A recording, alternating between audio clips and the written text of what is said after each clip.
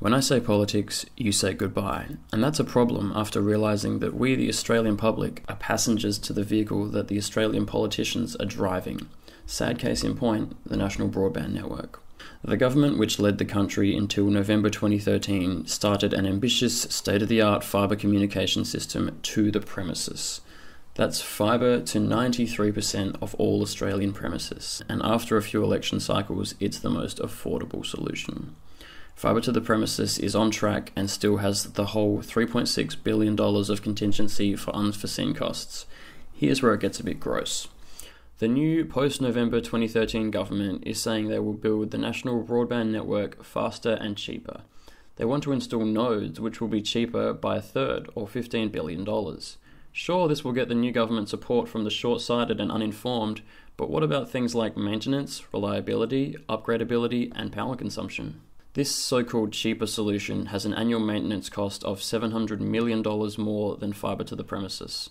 Link 1 in the description. This cheaper solution uses the current copper communication network, currently failing in many places. Link 2 in the description. Also, existing copper can't stand up to the performance of fibre by a long shot, as according to Internode Chief and NBN Co board member Simon Hackett.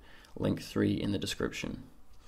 Clearly, a fibre to the premise NBN is a much better solution than a fibre to the node NBN, but don't believe me, believe the world's largest professional association for the advancement of technology, the IEEE, the Institute of Electrical and Electronic Engineers. Link 4 in the description from the IEEE talks about the NBN and says that a fibre to the node layout would be a bad idea. This so-called faster solution is predicted to be finished by 2019, whereas the existing solution is scheduled to be finished by 2021.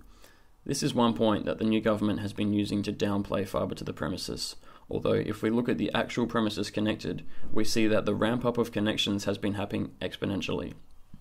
Looking at ex-NBN Co CEO Mike Quigley's December 2013 presentation, we see that this ramp-up has occurred within 4 years since the NBN Co first began.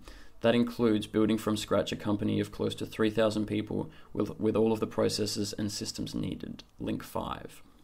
Many people agree that fibre to the premises is the best solution and should be rolled out now, not later.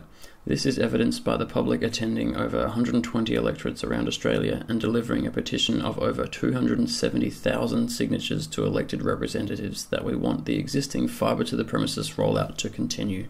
This all happened before the 2nd of December, which was the conclusion of a 60-day report that the new government had done on the NBN. What happened after the 2nd of December is the reason for this video. The Minister for Communications, Malcolm Turnbull, failed to address the many people who want fibre to the premises, and also failed to announce anything to do with the supposedly transparent review due on the 2nd of December. Making the assumption that people don't actually care about the difference between fibre to the node and fibre to the premises, on the 4th of December, Minister Turnbull announced, "By the end of the month, I will have a report from my department setting out the ranking of Australia's neighbourhoods in order of their broadband needs, and the NBN's rollout will be prioritised accordingly." That is the priority of the new government's fibre to the node solution, which we have just established is a short-term solution which will cost considerably more in the long term. Minister Turnbull then went on to mock Mike Quigley's quote. He said, and I quote, "I didn't think we were going to have a problem with digging holes in the ground." This is interesting, as one of the biggest problems with the fibre to the node solution being proposed by Mr Turnbull is the exact same problem, the state of the copper cables buried in holes in the ground. The only way the new government can get away with installing nodes rather than fibre to the premises is if people don't understand the facts. It's pretty silly. Yeah, no, it's pretty silly. And Australians are just going to sit there and be like, yeah, I don't understand it, so, you know, what are you going to do? What are you going to do? I don't understand it, what are you going to do? So, you know, what are you going to do?